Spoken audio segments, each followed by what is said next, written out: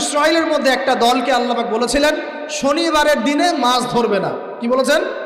শনিবারে এই যে সাগর আছে আপনাদের মনে করেন, এই শনিবারে মাছ ধরবে না।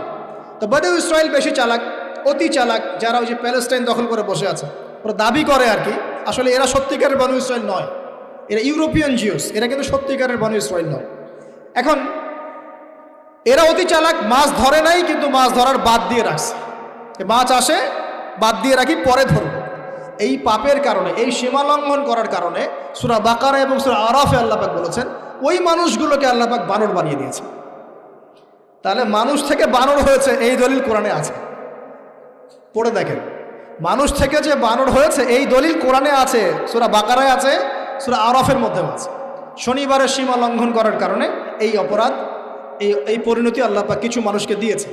তারা এখনো জীবিত আছে কিনা আমরা জানি না, ওদেরকে আল্লাহ পাক মেরে ফেলেছেন না বেঁচে আছে